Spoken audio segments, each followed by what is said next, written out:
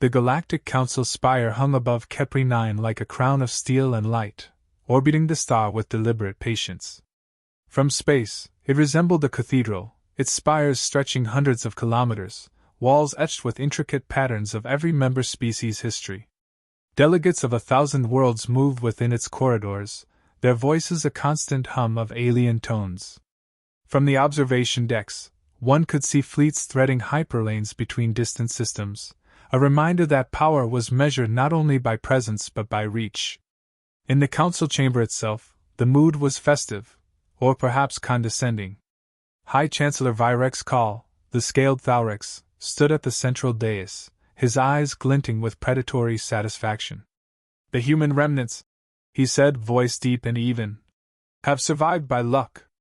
Not by skill, not by cunning, not by any merit this council should admire." His mandibles clicked as laughter rippled through the room. Delegates leaned forward in amusement, exchanging smug glances. Humans, seated quietly at the far end of the chamber, remained motionless. They were small, understated, and in the eyes of the council, harmless. Admiral Elias Rourke did not flinch.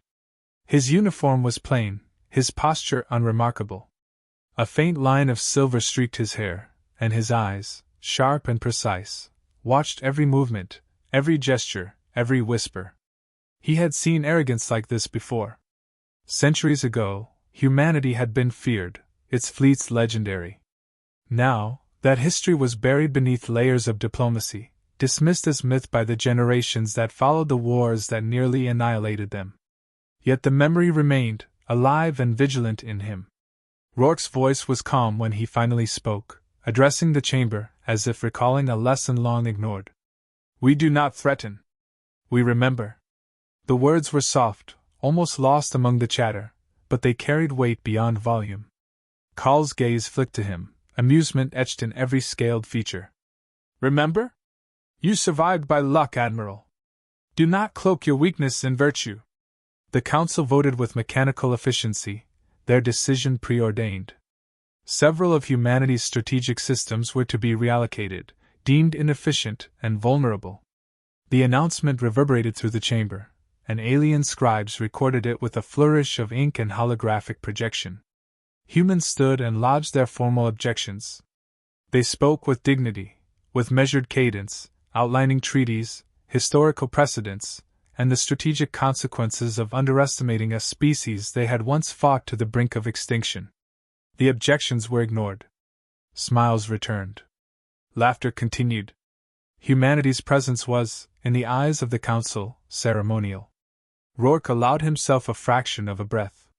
The chamber was a stage, and every gesture of condescension played into a script humans had read before. He observed the younger delegates, some of whom hesitated, uncertain, sensing that their confidence might be misplaced, but intimidated by Call's dominance. A few whispered among themselves, careful not to meet the human gaze. One, a lithe, avian species with iridescent feathers, muttered something about ancient wars, quickly silenced by the delegates around him. Only an older species, gray-skinned and heavy-limbed, lingered on the edge, murmuring under breath. "They survived the Silence Wars." The words sank into Rourke's mind. A warning or a reminder, it did not matter. What mattered was the Council's misunderstanding of human nature. They assumed that restraint equaled weakness, that diplomacy equaled submission, that silence was fear. They had forgotten, or never learned, the lesson that humanity, when pushed beyond endurance, acted with precision, unity, and relentless resolve. He turned to his inner circle, seated around a discreet table near the chamber's edge. "Observe," he said quietly. "Nothing is deployed yet. Let them commit their arrogance to action." The humans around him nodded, eyes steady. They did not need to speak. Their patience was a weapon, one the council had not accounted for. Even the younger officers, newly trained and born into an era of supposed safety, understood the gravity. This was not about negotiation. It was about survival, and survival had always been humanity's first command. Outside the chamber, through the tall, crystalline windows, fleets threaded the hyperlanes toward Sol Protectorate space. Call's confidence was almost tangible. Soon, He murmured to his aide. They will bend or break. But the stars themselves seemed indifferent to his certainty, reflecting only cold light. Humanity's systems appeared quiet from the outside, empty orbital docks, minimal traffic, nothing that suggested the capacity to resist. To the Council, the illusion of weakness was complete. And yet, within that quiet, within those seemingly empty worlds, the machinery of human strategy was already in motion. Communications relays pulsed with silent coordination, artificial intelligences updated in real time, fleets moved not outward, but along hidden vectors, tucked into orbital shadows and gravitational folds. Every sensor reading the Council trusted had been subtly manipulated, every calculation anticipated, every arrogance accounted for. Rourke did not smile. He did not gloat. He simply prepared. History had taught humanity that overt pride invited destruction, careful, measured readiness ensured survival. As the final votes were recorded, the chamber erupted into celebration. Call's claws wrapped the dais in triumph. The humans will yield, he declared. Their systems will be ours, and their history rewritten for the generations to come. His voice carried authority, but beneath it, a faint tremor of impatience, an instinctive warning his scaled mind refused to acknowledge. Rourke remained seated, eyes fixed on the distant star through the chamber's massive windows. The silence in his posture, the unwavering calm in his expression, drew no attention now. But in that silence lay the memory of fire, of sacrifice, of battles where humanity had been underestimated and had survived against overwhelming odds. The Council had made the same mistake today as countless others had before. They had forgotten, as so many had, that humanity endured because it remembered. And when the time came, humanity would act. Not in chaos, not in anger, but in precision. The Council believed they had won a victory through bureaucracy and numbers. They did not know that history, discipline, and intellect were far more formidable weapons than arrogance or scale. Rourke finally leaned back in his chair, allowing his gaze to sweep the chamber one last time. The lesson, he knew, would come, not with words, not with warnings, but with action. And when it came, the galaxy would remember. The Thalrex fleets moved with deliberate precision, threading hyperlanes that converged on Sol Protectorate space. Thousands of ships, each bristling with weaponry that could devastate a dozen systems, filled the void like a storm cloud waiting to strike. From the Council spire, the sight was meant to be impressive, a testament to their authority, a visual proof of superiority. Yet, for every ship glinting under Kepri 9's light, there existed a blind spot the Council could not see. Admiral Rourke stood in the command chamber of the Sol Sovereign, a vessel of understated design yet unmatched efficiency. The chamber was quiet, the hum of the ship's systems barely audible beneath the careful coordination of its officers. Rourke's eyes traced the hyperlane readings, noting the fleet's progression. Every movement was anticipated. Every maneuver was accounted for. He addressed his officers, voice calm, even, carrying authority without volume. They believe our silence is submission. Let them proceed. Every step they take will be within our control. Lieutenant Marachin, young and sharp-eyed, glanced at him, sensing the weight behind the words. Admiral, they're moving faster than expected. The Thalrex fleet will reach the outer systems within hours. Rourke's lips curved slightly, a shadow of a smile, though his eyes remained fixed on the displays. Good. Their confidence makes them predictable. That is what we need. Across the void, Chancellor Call's voice rang in the Council chamber, amplified by communication grids to all fleets. Prepare for engagement. Humanity must bend or break. Their systems are undefended. Their will is fragile. Let us not waste time. The younger delegates, wings trembling or mandibles clicking nervously, murmured their agreement. The Council's arrogance was absolute. They believed they had anticipated every outcome, yet the seeds of their miscalculation had already taken root. Within the Sol Protectorate's borders, the humans made no outward preparations. Orbital stations appeared empty, automated traffic minimal, sensors silent. To an outsider, there was no sign of organized resistance. To the Thalrex, it was a confirmation of weakness. To Rourke, It was the perfect illusion. He moved to the observation deck, looking out at the approaching fleet. Each vessel reflected in the blackness of space, an array of predator and prey reversed. The Thalrex believed themselves hunters. Humanity had long since learned the value of patience, of concealment, of letting the arrogant expose themselves. "Sir," Chen said again, "they've detected our communications jamming. They're adjusting course." Rourke nodded without looking at her. "Let them. They will commit fully before realizing the environment itself has turned against them. Every calculation, every assumption, they rely on sensors, on patterns, on overconfidence. All of it works to our advantage." In the council chamber, Call's fingers drummed on the dais, a subtle signal to the fleet commanders. "Engage. Ensure compliance. They will surrender within the hour."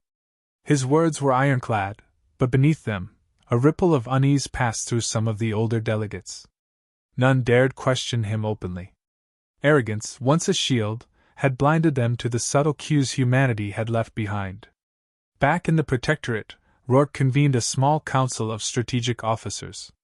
The conversation was low, deliberate, devoid of the tension that outsiders might expect. "First contact will appear weak," Rourke said. "They anticipate a conventional response. They anticipate fear. They anticipate panic. We will give them none of these things. Our strength lies in the invisible, in the silent, in the precise." Chen hesitated. "Do we risk underestimating them, Admiral? They are formidable in numbers." He met her gaze evenly. "We do not underestimate. We anticipate. That is the difference." The human fleets remained cloaked, nestled within gravitational folds, using terrain of stars and shadows as shields. Automated drones mapped the Council forces' approach, feeding data to predictive algorithms that adjusted positioning in real time. Humanity did not move outward. They waited, let the Council fill their traps with their own certainty. And then came the first signal of unease. Gravity fluctuations, subtle at first, rippled through the fleet's sensor readings. Navigation computers flagged anomalies, microlensing distortions, shifts in orbital vectors, inconsistencies in mass distributions. Fleet commanders reported anomalies to Call, who waved them off. "Nothing to concern you. Humans are disorganized. Continue forward." The anomalies grew. A few vessels hesitated, misaligned by gravitational eddies they did not understand. Panic flickered across some crew faces, quickly suppressed by strict discipline and hierarchy. Call's confidence remained outwardly unshaken, but the first seeds of doubt had taken root. Rourke, aboard the Soul Sovereign, watched it all unfold. No celebration, no excitement. Only observation. "They will move into position," he said. "Their own assumptions are the cage we will close upon them. They will be unprepared for the environment itself to betray them." Hours passed. The Thalrex fleet continued forward, fully committed, oblivious to the traps laid in empty space. Humans maintained silence, adjusting microorbits, calibrating weapon systems unseen, readying gravitational disruptors, energy arrays, and cloak strike platforms. The Protectorate's territories appeared as quiet voids, yet each system was a node in a network of lethal precision. A message came through the human secure channel, terse and deliberate. "Approach. Engage with caution. They will not yield as expected." Rourke's fingers tapped lightly against the console. He allowed the Council its moment of hubris. Every arrogance, every miscalculation, every assumption, would make the coming strike inevitable and decisive. "Report," he said. Chen adjusted the display, showing fleet positions relative to the outermost human systems. "They've aligned themselves along the predicted vectors. They're walking into it, sir. Our hidden sensors detect no evasive maneuvers." Rourke's gaze swept over the display. "Let them," he said softly. "Let them believe in their victory. History has a way of teaching those who forget. They will learn, and when they do, it will be too late." Outside, through the observation window, the Council fleet approached like a predator unaware of the trap.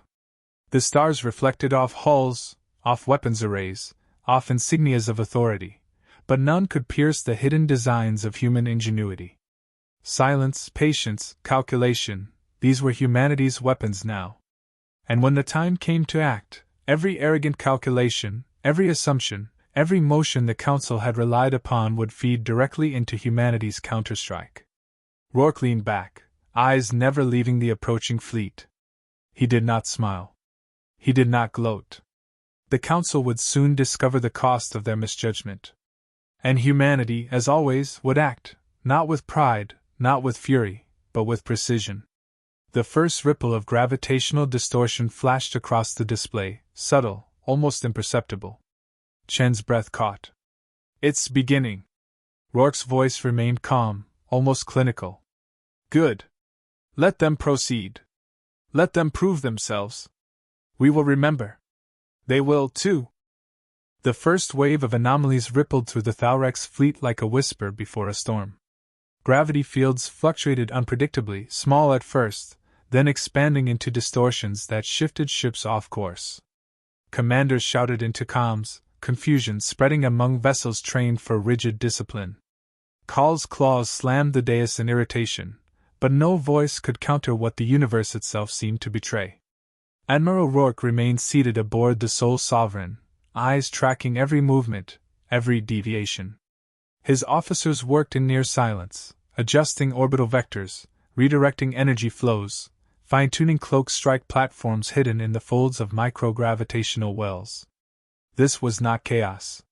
This was control. "Sir," Lieutenant Chen reported, voice taut but steady. "Multiple lead cruisers are misaligned. Their formation integrity is failing. Sensors indicate unusual mass concentrations ahead." Rourke nodded. "Allow them to commit fully. Every movement has been anticipated. The universe itself is now part of the battle plan." His tone was calm, almost detached, yet in its precision carried authority no alien fleet could measure. The Council's overconfidence became their undoing. With each ship that advanced into human space, Rourke's calculations unfolded perfectly. Microlensing distortions grew stronger, bending navigation sensors, warping trajectories. Drones deployed silently, observing and relaying data, coordinating fleet adjustments. "Admiral," Chen said, eyes wide as she scanned the readings. "They're trapped. Hyperlane exits are compromised. Energy readings suggest gravitational collapse in 3 sectors." "Good," Rourke said. "Let them feel the weight of misjudgment. Let them see the precision they ignored." He turned to the tactical display. Red dots, Council ships, shifted erratically, their once pristine formation now fracturing. Blue dots, humans, remained hidden, poised, deliberate. The contrast was stark. Across the void, the first human strike was invisible but devastating. Massive gravitational pulses warped space near the outermost Thalrex vessels, tearing at hulls and scrambling targeting arrays. Panic erupted among crews as ships collided with invisible barriers, systems overloaded, navigation failing. Alarms blared, but the sole Sovereign remained calm, its own shields unaffected, its systems synchronized with unseen precision. "Engage," Rourke commanded, voice quiet but ironclad. From hidden orbits, human ships decloaked simultaneously. They were enormous but understated, designed for efficiency rather than spectacle. Weapons arrays glowed with controlled energy, stellar manipulation devices humming softly. The Council's fleets, once confident, now reeled from unseen forces. On the Thalrex flagship, officers scrambled to recalibrate. Call's mandibles clicked furiously as he barked orders. "Maintain formation! Identify the source! Deploy countermeasures!" A lieutenant stammered, voice trembling. "Chancellor, sensors, they are everywhere, nowhere. The mass readings, impossible." Call's scales rippled with anger. "Impossible?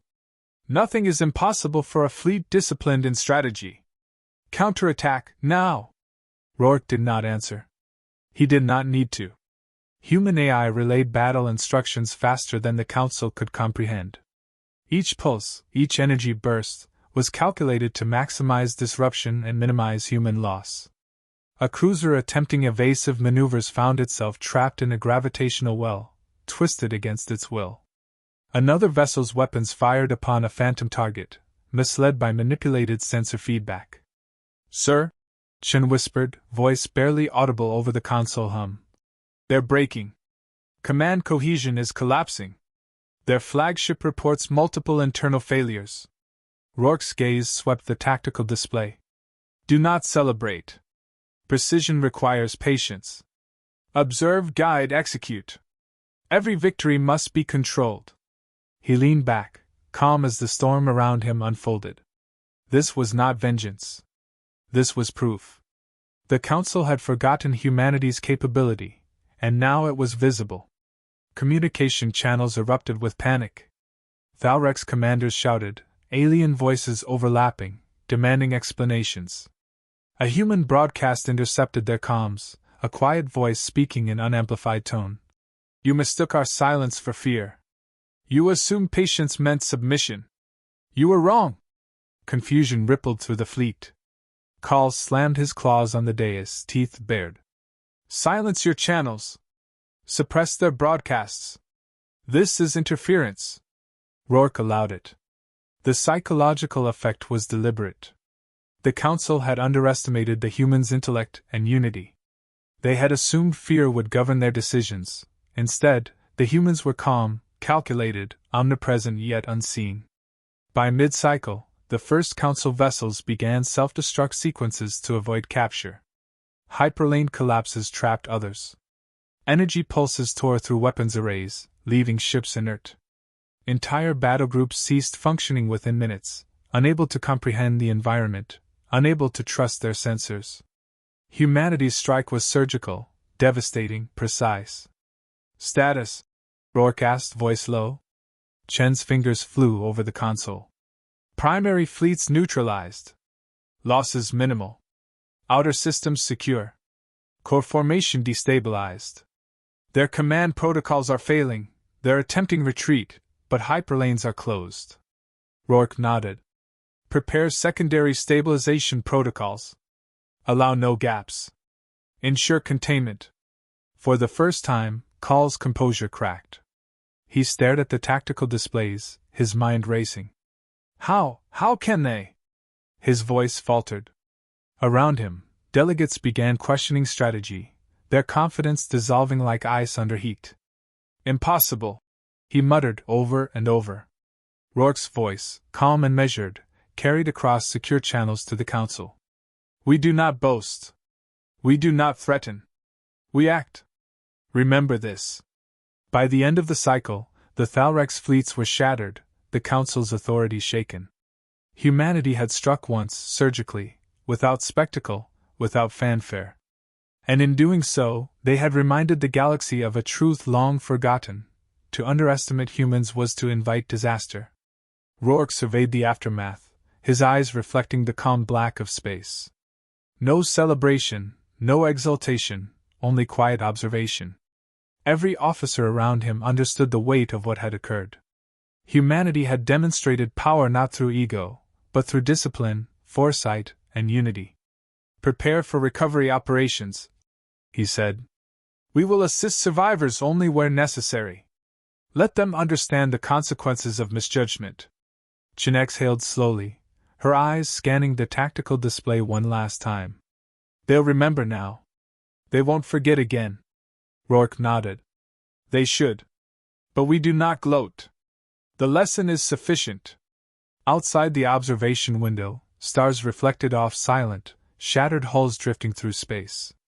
Precision had won over numbers, intellect over arrogance, and humanity's enduring strength had been proven once more.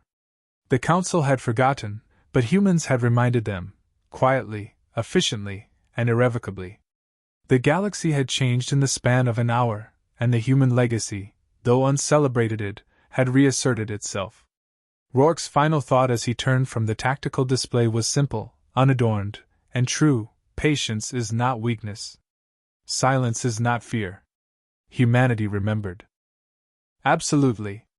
Here's Chapter 4, written in death, 1,000 words, providing a strong, logical conclusion to the story while keeping the HFY focused and consistent pacing. Chapter 4: The Cost of Forgetting. The council spire was silent in a way it had never been before. Corridors that had once hummed with chatter now echoed only with the clicks of anxious mandibles, the whisper of wings, the quiet rustle of scales and feathers. Hollow displays that once gleamed with confident plans and battle formations were dark, fractured, or spinning endlessly with incomplete data. The Thalrex fleet had been shattered. Entire contingents lost. Systems assumed secure were now destabilized, a testament to human precision and foresight. High Chancellor Call stood at the central dais, scales bristling, claws rapping sharply against the surface. This cannot be, he rasped, voice quivering with something he had not felt in centuries: uncertainty. Delegates clustered around him, faces pale or twitching, whispering questions they dared not voice openly. How could a species they had dismissed as weak, a species they had mocked, have dismantled their fleets with such ease, such precision, such inevitability? Rourke's voice, calm and unyielding, cut through the chaos via secure transmission to the spire. Chancellor Call, he said, we do not gloat. We act. You have forgotten what patience, preparation, and unity can achieve. This is the cost. The message left a silence heavier than any weapon could. Call's mandibles clicked rapidly as he struggled to find words. You could not have, this is impossible. History, Rourke replied, voice steady, is not measured by what is convenient to forget. You misjudged a people who remember everything. We are still here because we endure. Because we anticipate. Because we act when the moment is right. Delegates murmured nervously. Some of the older species, those who had witnessed humanity in its wars long ago, leaned back with grim understanding. Others, younger and inexperienced, shrank into themselves. The council's aura of infallibility had fractured. Within the spire, contingency councils convened. Fleet commanders attempted to reorganize, to salvage what remained, but every plan was undermined by the fact that the humans had controlled the battlefield without showing their full strength. Their movements had been invisible, surgical, preemptive. Communication arrays had been manipulated, hyperlanes collapsed, sensors rendered unreliable. They could no longer act with certainty. Admiral Rourke, a Thalrex delegate ventured cautiously, voice trembling. What is your demand? Territory? Tribute? Rourke considered the question briefly before replying. No. We do not seek to occupy or conquer. Our objective is not revenge. It is understanding. Respect. Recognition. Humanity is not to be underestimated. The systems under our protection remain under our protection. Your fleets have suffered because you forgot that fact. Remember it. A low hum of acknowledgement passed through some delegates, though Call's expression remained venomous. He had underestimated patience, precision, and intellect, the very traits he had ridiculed. Back aboard the Sole Sovereign, Rourke oversaw the cleanup operations. Human automated fleets recovered surviving council vessels where possible, stabilizing them without undue harm, showing the discipline and morality that had always defined their strength. They did not celebrate the devastation they had wrought. They restored what could be restored, quietly and efficiently. Lieutenant Chen spoke softly, scanning reports. Sir, they'll remember now. The galaxy, everyone, they'll have to. Humanity won't be dismissed again. Rourke's eyes, sharp and unwavering, met hers. They should. That is sufficient. We do not need their admiration. We need only that they understand what they face if they misjudge us again. Within the council's spire, Call was forced to concede authority. His mandates were no longer absolute. Confidence had eroded. Some delegates quietly suggested restructuring the council, installing oversight, and ensuring no single voice could assume dominance again.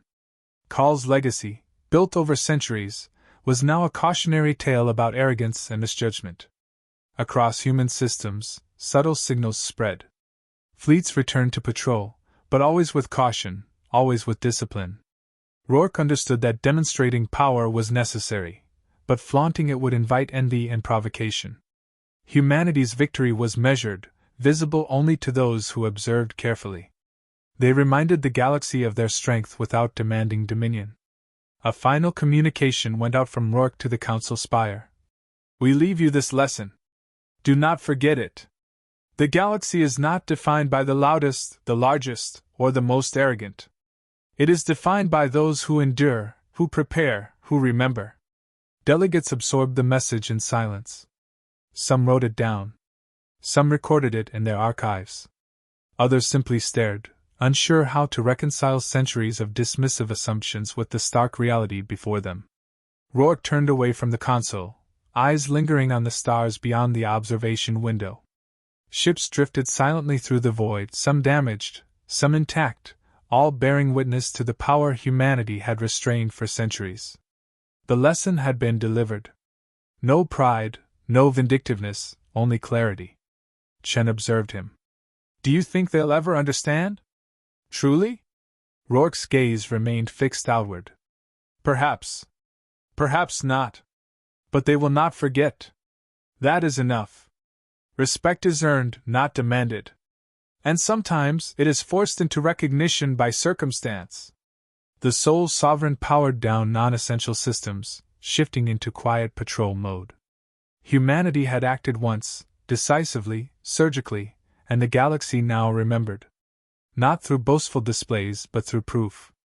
They had reminded the universe that the human species, though often underestimated, was capable of precision, foresight, and unity that no arrogance could easily overcome. Stars reflected off the calm hull, silent witnesses to the discipline and patience that had turned potential defeat into undeniable strength. The Council had learned its lesson, the galaxy had observed, and humanity had reminded itself of a truth older than any empire. Survival required intelligence, restraint, and memory. The cost of forgetting was high, and the humans had ensured the lesson would endure. Rourke's final reflection, quiet even in its gravity, lingered over the bridge. We remembered. That is why we remain. The Council will forget at its peril. And with that, the fleet adjusted course, returning to its home systems. There was no celebration, only the steady hum of engines, the quiet coordination of minds and machines, and the assurance that humanity's strength, though restrained, had been shown, and that it would never again be doubted.